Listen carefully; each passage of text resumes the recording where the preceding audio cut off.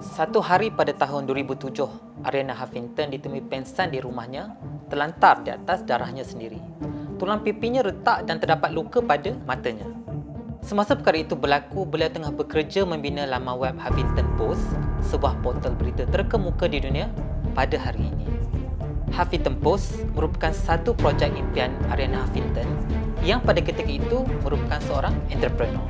Selepas membuat ujian kesihatan, doktor mendapati penyebab kepada co-founder Huffington Post itu jatuh pengsan ialah kepenatan, exhausted. Beliau penat kerana bekerja selama 18 jam sehari on the very project that she actually loves so much. Boleh ke kepenatan melampau menyebabkan mudarat sampai macam ni? Tapi Arianna Huffington collapse sebab dia buat benda yang dia suka.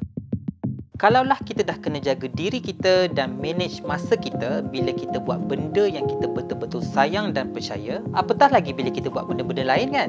Hai, saya Zuma. Dalam episod kali ini, kita akan cuba fahami hubungan kita dengan masa kita, pekerjaan kita dan juga dengan diri sendiri yang mungkin kita selalu lupai. Jom!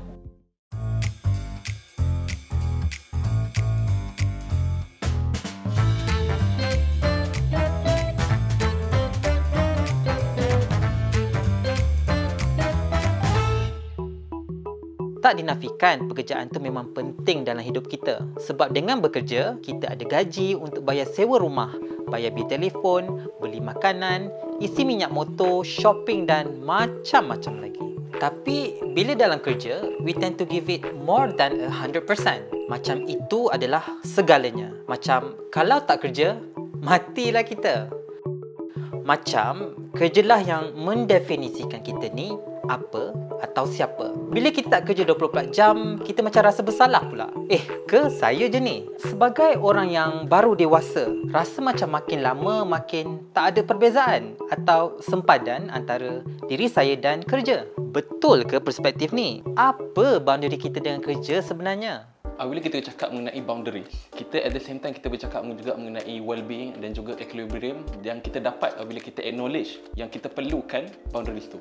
Ini Asim Hatta, seorang HR specialist. Hari ini, Asim akan membantu kita untuk memahami konsep boundary atau sempadan atau batasan antara kerja dan hidup seseorang individu. So, why we want to talk about boundaries is because we want to be good, we want to be excel and happy in each segment and each aspect of our life. Bila boundaries dilanggar, maka attention and focus juga dilanggar. So that's why bila kita bring all of this insight into the workplace, bila seorang pekerja itu tidak ada boundaries antara work dan life dia, maka dia akan datang bekerja tu tapi just body je. Maknanya minda tak ada kat situ. Dan psychologists call this as presentism. Kalau dulu banyak bercakap mengenai absenteeism, now the current research tunjuk yang presenteeism tu is more worse than absenteeism itself. Presenteeism ni pula, kalau ikut costnya, it cost 1.8 more than absenteeism. So bila kita datang dan tak buat kerja, it cost more than kita tak datang langsung. So lebih baik tak datang daripada datang. That's why we want to have boundaries in our life is we want to have a good attention and focus in each segment of our life. Boundaries ataupun sempadan dalam konteks ini ialah had yang kita letakkan pada perkara yang boleh mempengaruhi hidup kita. Sebagai contoh, sejauh mana pekerjaan yang kita buat akan memberi kesan kepada masa untuk diri kita sendiri. Kita cek email kerja tak semasa main badminton dengan kawan-kawan? Atau jawab panggilan bos tak semasa tengok wayang dengan family masa weekend? Bila kita tak dapat nak kawal sebanyak mana kerja mengambil ruang dan masa dalam hidup kita, ia akan timbulkan masalah. Kita takkan sedar pasal perkara ini sehinggalah kita jatuh sakit seperti dalam kes Arianna Huffington. Bagaimana perkara ini boleh berlaku? This is two story yang diberitahu oleh Arianna Huffington, the owner and the founder of Huffington Post. Benda ni maybe the extreme end of what interrupts our life. But then bila kita tengok to another spectrum pula, memang semua orang struggle. Maybe tak sampai kita collapse lah. Tapi yang kita nak bercakap hari ni adalah mengenai work-life balance.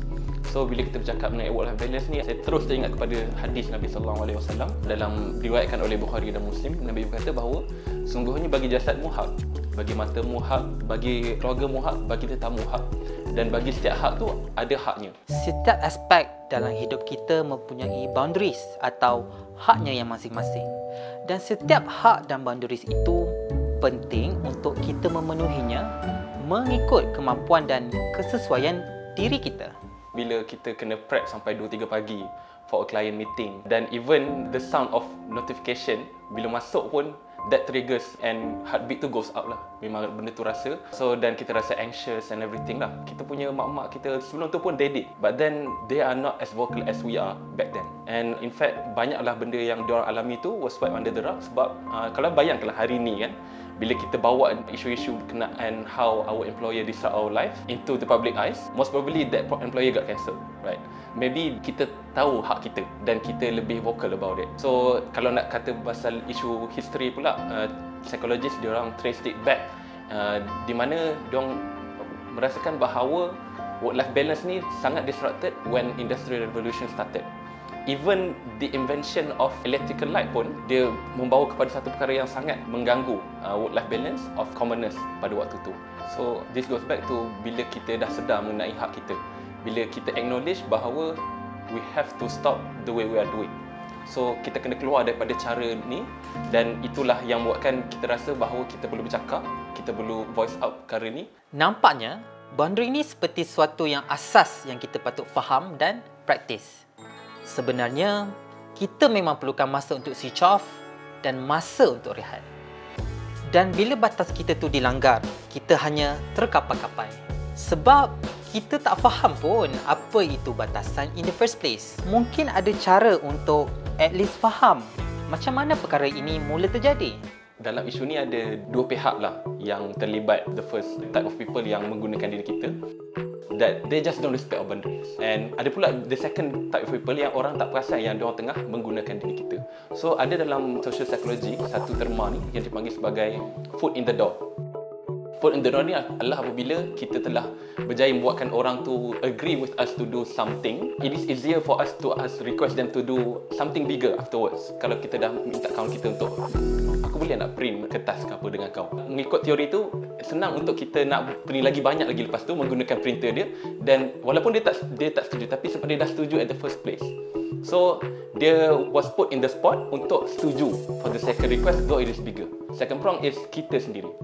Kita malu, kita segan untuk voice out our concern. Kita tunjuk yang kita ni willing, kita tunjuk yang kita ni flexible, kita tunjuk yang kita ni adalah yes man. So dalam relationship ada yang dipanggil sebagai tu adalah one thing lah, one side of thing.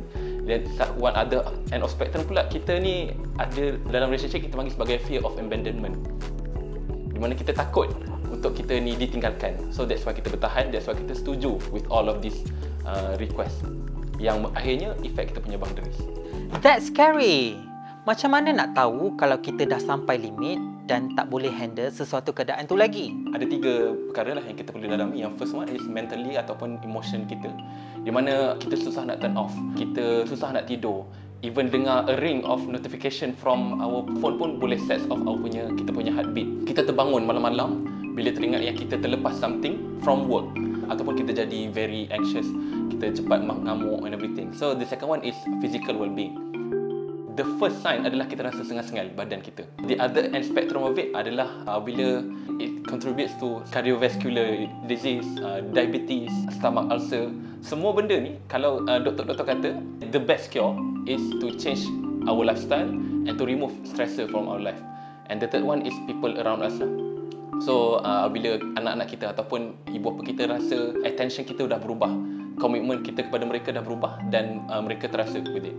So bagi orang bujang maybe dia orang tak terasa sangat, tapi bagi orang yang dah berkeluarga, yang bila dia orang stres, benda tu akan effect juga dia orang punya kerja, and it will be a cruel circle lah. Kita kena ingat yang tak semua benda yang kita suka orang suka, dan tak semestinya benda yang tak menyelesaikan kita tak disukai orang lain. Ada orang suka bekerja sampai lewat malam, tapi maybe untuk orang yang duduk jauh, benda ni menambahkan stres dia untuk drive contohnya.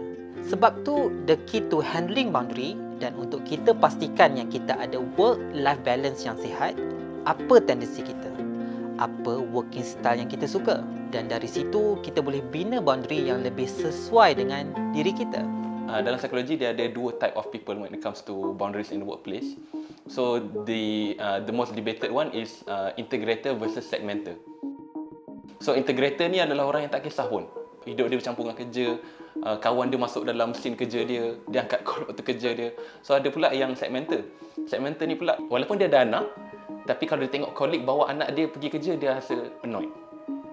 So dia adalah orang yang memang clearly separated between work and life. Maknanya kita kena determine lah what kind of type kita ni, sama ada segmental ataupun integrated. Satu lagi type yang which is debated also in psychological work, happy and unhappy workaholic. Happy workaholic ni adalah mereka memang willing untuk jadi workaholic, willing untuk integrate all of their life into work. Dan unhappy pula, dia berlaku juga benda yang sama juga, dia orang tak happy. Dan benda tu affected dia orang punya mental well-being lah. So bersamaan antara happy and unhappy workaholic ni adalah mereka ni susah nak turn off, dan juga mereka ni there's a blurry line between the segment of their life. Happy workaholic lah, memang willing dia jadi workaholic. Tapi dia kena ingat jugalah bahawa even Adam Grant, organizational psychologist, dan dia acknowledge yang dia tu adalah happy workaholic. Tapi family dia yang akan complain kepada dia lah. Even dia kata anak-anak dia dah start mimicking dia punya cara bekerja. Maybe kita okay, tapi because our life it's not just, we are not our own planet kan. So kita kena acknowledge jugalah ada orang yang sekeliling kita yang memerlukan komitmen dan juga attention kita. Boundaries yang kita tetapkan bukan sahaja akan memberikan kebaikan kepada diri kita, tetapi juga akan memberi kebaikan kepada orang lain yang hidup bersama kita. Disebabkan ada orang lain dalam hidup kita, apa yang kita lakukan akan memberi kesan kepada mereka. Jadi, penting untuk kita faham apa tanda-tanda atau red flag bila kita melanggar satu-satu boundaries itu. Kerana apabila boundaries itu dilanggar, banyak hak-hak yang tidak akan tertunai. Apa yang perlu kita letak adalah emotional, physical, communication, time kita, relationship kita kena letak, dan juga acknowledge dan juga enforce boundaries tu. The end mind here is to ensure our being. The end mind here to reach that equilibrium. So first off, kita kena decide how big each segment of those type dalam kehidupan kita lah. Bila family is a big thing in our life, then kita kena decide yang kita kena letak somehow prioritize yang diorang tu adalah number one. It boils down to attention and focus. Bila bercakap mengenai attention and focus kan, bayangkan bila kita tidur, tak ada orang yang dia kata diorang ada a good sleep bila diorang dikacau every 15 minit. So macam tu juga bila kita bersama dengan family kita. At the end of the day, kita kena bercakap bahawa how much kita spend the quality time with them. Tak salah pun untuk kita ada high level of activity dalam life kita. Malah ada satu sajak oleh Rumi, seorang penyaja yang terkenal, dia kata bahawa at this plane, on this path, be ever scratching and scraping till the last of breath. Be not idle for even a moment. Ayat Quran dalam surah Al-Munashrah, Allah kata, فَإِذَا فَرَغْتَ فَانْصَبْ. Second one is definitely kita kena ada support group lah. Support group ni important, so kita tak rasa alone, kita tak rasa burnout too easily lah. Yang seterusnya adalah don't forget to reward ourselves lah. Kita celebrate our small success. Kadang-kadang kita terlupa yang kita deserve the reward. Yang seterusnya adalah kita learn to say no. Dan benda ni, the whole discussion is about saying no. Learning to say no to request. Yang terakhir adalah pelihara tidur kita. Dan betapa tidur ni boleh efek lah. Tanpa boundaries, susah untuk kita bahagikan masa untuk perkara lain dan untuk diri sendiri. Seperti dalam kisah Arianna Huffington, selepas insiden wake up call tersebut, beliau mula sedar tentang kepentingan rehat dan tidur yang cukup untuk berfungsi sebagai ibu, kawan, kakak, pekerja, dan yang paling penting ialah sebagai seorang manusia yang lebih baik. Benar, pekerjaan itu penting. Tetapi, kita tak boleh biarkan ia menentukan kehidupan kita. Kalau kerja mengambil masa kita sebagai seorang anak, kawan, ibu, bapa, dan untuk menjadi diri kita sendiri, jadi tanyalah diri kita, kita ni nak jadi apa sebenarnya?